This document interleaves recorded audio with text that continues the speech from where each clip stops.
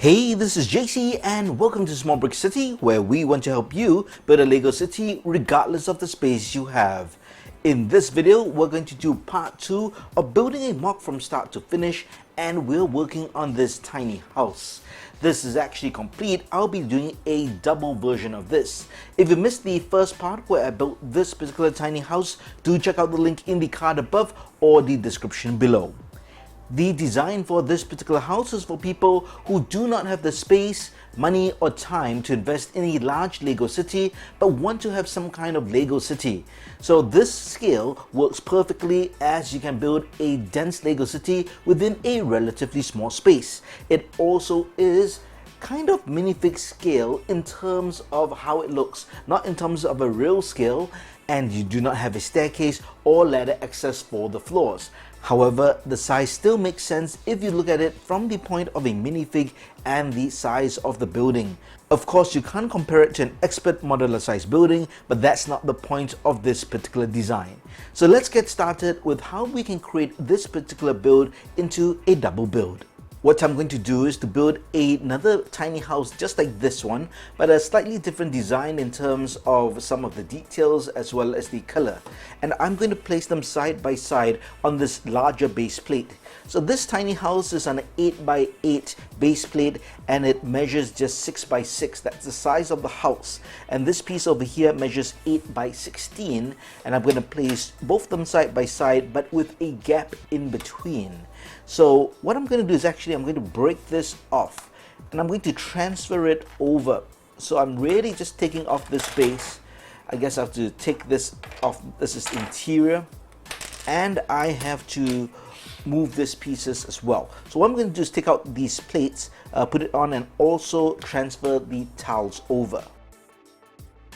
And here I've transferred the house from the single base plate over to this double base plate, and I'm going to build the second house in this spot over here. So I'm going to leave a 2-stud gap in between the two buildings and maintain this 1-stud perimeter around the buildings, but that gives you a kind of a visual clue of how this is going to look like. So I've got some parts here, and I'm going to build up the house starting with the foundation. And as before, I am going to use these dark gray plates, and these will be the foundation plates, and that's just to raise the build of the base plate so that it will be the same height as the tiles that I'll eventually put inside. So that goes on just like that. I'm also going to use a combination of tan pieces like this instead of dark gray, and this will serve as the color that I like always to place as a base. So I'm going to use this as kind of a model, but I'm going to change the colors a bit. For the door, I'm going to use this black frame with a blue door, and I'm going to build up some white over here like this. But what I'm going to do is to add in some color. I'll place maybe this, and then I'll do this, and then I'll build up something like that. So there's kind of a design just in the brickwork over here. And for the back, I am going to do a windowsill just like this one, but let's see, let's add in one white brick first. Build this, and I'm just going to put in 2 windows here. So following this as the starting point, let me just take the bricks and quickly build this up. So here's what I've built up. I did add in some of these masonry bricks over here just to change things up. And what I'm going to do is to actually use these plates now to lock everything in place. And this is a standard technique that I do, and if you follow my various videos of building a mock from start to finish, you realize I often do that. So after I lay down the brickwork, right at the top I put in some plates, and finally, just as I did with the previous one, I'm going to add in tiles as well as a jumper plate, and that completes the first floor. So the reason we have this is so that we can subsequently place the second level on, and it just bites and joins in. When you're working with larger modular buildings, you want 2 sets of these jumper plates, but since it's so small, I can just work with one. So that's the first level of this new edition. Let's work on the second edition over here. That's the second floor, and I'll be using this as the floor. So let's take the various parts, such as these panel pieces, to form the side walls, and that really helps cheat a bit. And then I'm going to take a variety of different parts and I'm just going to build it up so that I have a replica of this, although it's slightly different in design and color as well. What I've done is almost a symmetrical build front and back. The only difference is the window over here. This is a glass pane, and over here we have this kind of a grilled window, but that's the second floor. Really quick work, especially once you have a template after building the first one. So you can actually build quite a few of these really quickly once you have the parts and you know the basic design. So let's just finish off the roof using this plate and some sloped bricks. And there we have it. Really quick work, as you can see. I do need to add in some detail. I need to replicate a light over here. So this is a common feature between the two houses because I do want some kind of uniformity or symmetry between the two builds. Just think of them as built by the same developer. I also want to add in some detail, not just here but inside as well. So for the first one, I have some very simple detail that looks a bit like a kitchen, and over here we have just, I believe, a bed as well as a floor lamp. Now the bed almost blends in with the floor right over there, but I'm going to do something a bit different. What I'm going to do is to grab some things and I will build some furniture as well as put in some tiling. So let's build something similar for the ground floor. I'm just going to do maybe a chest of drawers or something like that. So I'm going to take this modified brick. So this is a 1x4 brick with studs in the front. Let me cap this over here and I'll do kind of legs with these studs just like that. And for the top, I've got a 1x4 plate with these two 1x2 jumper plates, so that goes on there. And maybe I can just use this, and that creates like a chest of drawers over here. And maybe I can just put some decorations on top. Let's put this phone. Maybe let's look for this decorated tile here. Yeah. So this is like some kind of a remote, maybe. Could be a phone. And that's very simple. That basically goes in all the way here. And that's really all the decoration I'm having for this tiny house. Now, as I mentioned, there are sacrifices to be made, so you can't expect to have a full interior. So there's a lot of, like the Creator 3-in-1 sets or some of the Lego City builds, there's symbolic furniture just to give you a bit of detail inside, and that's what I'm doing here. So what I do need to do is to add in some floor tiling. So let's pick out two colors. Why don't I use a white and a dark tan?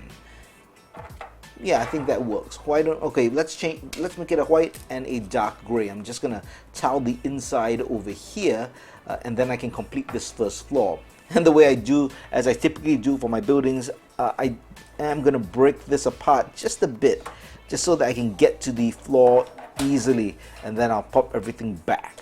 So let me just do the tiling now. And there we have the tiling along with that new chest of drawers just there. So let me now put everything back carefully. I'll put the door first and fit everything back on top, just like that. I've also got the extra lamp. So this lamp is just made from this minifig accessory part, as well as two trans yellow studs and a black towel, and that's a little door lamp there, which I'll just put in to replicate the other one there.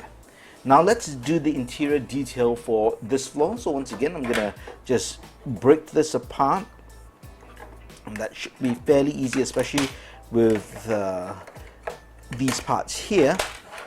And let's see what we can fit. I was thinking of making this a study because the minifig I had in mind was the gamer girl from the CMF series 19. So she'll need some kind of a desk for her computer. So let's build a desk, and I'm gonna use these parts here as the legs, and I'll do this for the tabletop. So that's a 2x4 plate with tiles on top, and then I can put a computer screen like this. Maybe this can go here, and I'll just put some kind of a phone or something here like that. I also need a chair, which you can do simply. So that's just a chair piece with a round plate and a 2x2 plate. So take note, when you're building a chair within a space, if you're putting it against a brick, see, if you're going to do this, for example, if you're going to try to place it against a brick, here's a potential issue. The back of the chair is slightly curved and extends out of the area of that plate, or that 2x2 plate that takes up. So this chair takes up about a 2 1/4 space. So you actually need to off-center it, or put it maybe right in the middle like that, so it doesn't bang anything. There's some kind of gap. Now we're working with a really tiny interior, so I can't afford any space, but that's the good thing of having these panel pieces. They're recessed. So I can put the chair like that, and because of the recess, it goes in, and I can comfortably put the chair there, and subsequently I can put the table in just like that. I'm going to do some tiling first, so let's just use a combination of this light tan and dark tan tiles to fill in the space. And then we have that little desk, computer desk with the chair, and that actually fills up the space very nicely, enough space for my gamer lady to be inside. So let's put this back together, and we've more or less completed the main build for this additional house. Now to finish off this twin build, I really need to tile up this area. So I'm just going to take a bunch of tiles to complete this area over here. And what I want to do is to fill up the middle as well. So this is where it's going to get, I think, a bit interesting. What can I place in between that makes sense? So I think I could do some mailboxes like this. So I have two sets which I can put together, just like that, and then I'll need a base. So I'm just going to use a base of 2x2 plates, and that can go right there, and that looks like a mailbox that will serve both of these houses. Now if I come back over here, I've got a space there. I'm going to cover that with a 2x2 tile just to make it nice and finish, and then I'm going to take a 2x2 plate, put it over here, because what makes sense for them to share as well is probably a trash can like that. So that goes there. I'll put this back, and I've basically completed this particular house. So it's a twin house, or rather it's two houses together on the same plot of land. And what I would propose to you that you could possibly do is do multiple of these twin houses, and you can put them back to back. You can put them in one line like that. You can put them across from each other. So there are just many possibilities you can do to create a really dense neighborhood that'll take up really little space because of the footprint of the particular build. Let me take a modular building just to show you the scale we're working with, because you can't really see this on camera. So here's the scale of the building we're looking at. When you're just looking at this with the minifigs, it probably looked proportionately okay, visually, logically okay. But you can see when just compared to a half modular building in terms of one side of the pet store, which is on a 16x32 stud base plate, this just looks massive compared to this. Imagine if this was a full modular building, it would really tower over this. But remember, the idea is you do not have that much space for modular buildings like this, or maybe you really just want to create variety and density in your Lego city, and that's where this particular scale comes in. And of course, if you want to add in vehicles, you'd want to use these 4-stud wide vehicles to match the scale of the house. In this case, I've got a taxi cab here. I've also got this particular one, which is slightly larger than 4 studs because it extends out on both sides due to the mud guards, but I think it's still acceptable. What you can't take is this sort of Speed Champion scale vehicle, so that obviously won't work. especially when you compare it to the building here, because it looks longer than the buildings.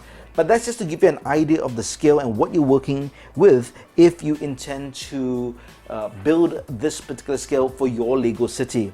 But let me give you an idea of how you can really add to this to create some landscape as well as to create a Lego city, because this is just a building. So I'd just like to give you a few more ideas. Here's a simple idea on how you can expand on this two building footprint to make it much larger, and so that you can populate your Lego city. And just take this as a starting point for a Lego city if you're building a small Lego city in a tiny space. So I'm going to use a 16 by 32 stud base plate. You can of course use a standard 32 by 32 or even a 48 by 48 depending on the space you have. And I'm just going to place this on like this. So you can choose to keep your builds on these base plates, as in the 8 by 16 dark gray plate that's built on, or you can build it directly on the base plate. It's up to you. I just find it, especially when working with small modelers like that, keeping them on separate base plates really, I think, just makes it easier to shift things around. Now I'd like you to imagine that I have another set of these two buildings on a similar plot of land. Now I don't have them, so just imagine that they're on this base plate here. So what I'm trying to do is to create some kind of a residential area. So if there are two more buildings here, it's logical that this is a road, but I don't want to make the whole thing a road. Remember, I'm working with scale. In the scale of car, for example, I'm working with this 4-stud wide car. And really, I just need maybe 6 studs of space for the car.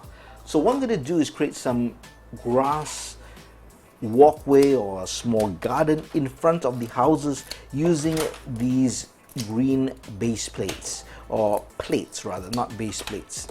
And you can see exactly what's happening almost immediately. I'm transforming the landscape and really adding to the base plate to create visual variety and a sense of realism as well. I can also add in these long 1 by something or 1 by 8 dark gray tiles, and this is to create the illusion of curves. You can of course, if you like, add in these grill pieces as well along the way. And I'm also going to add in these fencing pieces, because you do not want kids to run out onto the street and get mowed down by the cars. This also adds a very nice suburban-like feel to the entire build. And of course you can add in street lamps and whatever you like, just to really spice things up. But this is just an idea, and imagine if you had several base plates, you really have a row of a Lego city, a small Lego city. And of course, if you have other plates, you could create the roads to have an intersection and really lay it out like a small little town. So even if you have no space or tiny space, you still can build a Lego city if you follow this particular scale. Well, I hope you enjoyed this video of building this tiny house from start to finish, or in this case just multiplying it. And I just realized something. I placed this the wrong way. This should be over here, but I guess you can really put it in any direction you want, although I would generally favor having both facing the same direction. But I hope you enjoy all the details, and you can see just by adding in things like this, modified rail plates, extrusions, just make things more interesting, and of course adding all this detail to create your own Lego neighborhood or a mini city. If you've got any thoughts or feedback, please leave them in the comments below, and if you liked the video, please give it a thumbs up, and if you haven't, please subscribe to the channel and turn on that notification bell. Thanks for watching, and check out these two videos before you go.